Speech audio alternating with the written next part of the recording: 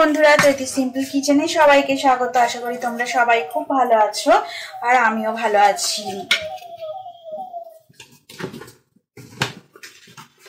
তো দেখো, এই যে তেলটা গরম হয়ে গেছে, আমি দেখো গোটা গরম মশলা আর তেজপাতা আমি দিয়ে দিলাম। আর দেখো, বাঁধাকপিটা সিদ্ধ করা ছিল, তো এই যে সিদ্ধ করা বাঁধাকপি আমি দিয়ে দিলাম। আমি কুকারের মধ্যে সিদ্ধ করে নিয়েছি একটা হাফ বাঁধাকপি, মানে বাঁধাকপির অর্ধেকটা সিদ্ধ করে আমি দেখো সুন্দর করে কেটে সিদ্ধ করে নিয়েছি। বড়দের জন্য আমার ছোটদের ভালোবাসা জানিয়ে আমি আমার রেসিপিটা এখন থেকেই শুরু করছি। যারা আমাকে বন্ধু করেছে বা করনি, সবাইকে আমার চ্যানেলে অনেক অনেক স্বাগত আর অনেক অনেক ভালোবাসা। তো দেখো, আমি বাঁধাকপিটা একটু ভালো করে নাড়াচাড়া করে নেব গোটা গরম মশলার সঙ্গে।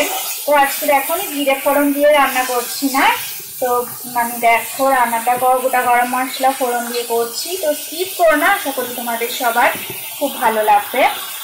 দেখো একদম অন্যরকম একটা রেসিপি এটা। তো দেখো, আমি এবার আলু দিয়ে দিলাম, একটা মিডিয়াম সাইজের আলু, ছোট করে টুকরো করে কাটা আলু আমি দিয়ে দিলাম। তো ভালো করে দেখো ভাজা করে নিচ্ছি সমস্ত কিছু, বাঁধাকপি আলু সমস্ত ভাজা করে নিচ্ছি। তো এইটা একদম নিরামিষ রেসিপি, নিরামিষের জন্য তোমরা অবশ্যই ট্রাই করতে পারো, সম্পূর্ণ নিরামিষ রেসিপি এটা। তো তোমরা দেখো ভিডিওটা। দেখো, আমি হলুদ গুঁড়ো দিয়ে দিলাম, 1 চামচ হলুদ গুঁড়ো দিয়ে দিলাম। এবার আমি দেখো পরিমাণ মতো নুন দিয়ে দেবো।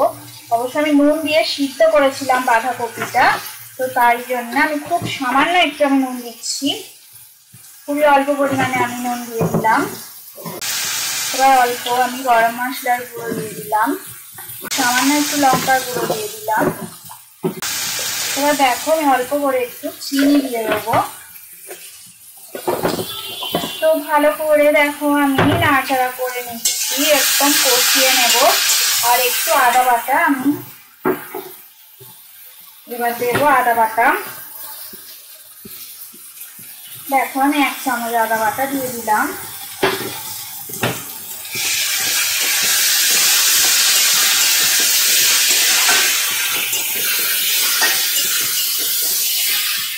নিরামিষ এই বাঁধাকপি রেসিপিটা একবার হলেও ট্রাই করো, এটা দুর্দান্ত স্বাদ হয়, ভাত রুটি সব কিছুর সাথেই খেতে খুবই ভালো লাগে।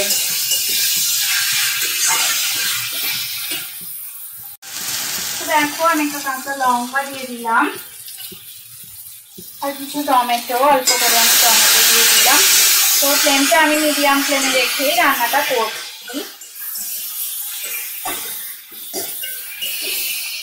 যেহেতু আমি বাঁধাকপিটা সিদ্ধ করে নিয়েছি, সেহেতু রান্নাটা হতে খুব বেশি সময় লাগবে না। তো আমি একটু ঢাকা দিয়ে দেবো এবার আলুগুলো সিদ্ধ হবার জন্য।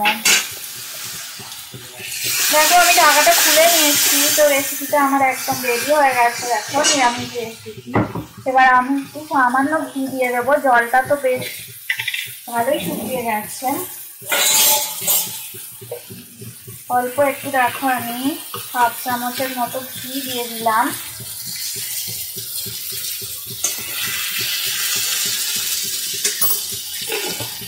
নিরামিষ রান্নাতে ঘি দিলে ভালো লাগে, তো আমি আর একটুখানি সামান্য দেখো গরম মশলার গুঁড়ো দিয়ে দিলাম, অল্প করে দিলাম কারণ এর আগেও আমি দিয়েছি।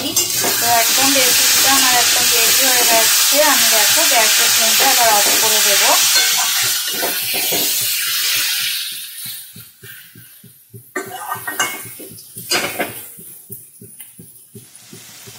নিরামিষ বাঁধাকপির রেসিপি তোমাদের যদি ভালো লেগে থাকে অবশ্যই লাইক দেবে, শেয়ার করবে আর কমেন্ট করে আমাকে জানাবে তোমাদের কেমন লাগলো। সবাই ভালো থাকো, সুস্থ থাকো আর আমার রেসিপি এভাবে দেখতে থাকো। রেসিপিটা এতক্ষণ ধরে দেখার জন্য অনেক অনেক ধন্যবাদ। পুরনো বন্ধুদের তো অনেক ধন্যবাদ, আর যারা নতুন বন্ধু আছো তারা আমার চ্যানেলটা সাবস্ক্রাইব করে আমার পাশে থাকবেন। তো আজকের মতো টাটা, আবার নতুন রেসিপি নিয়ে তোমাদের সঙ্গে দেখা হবে।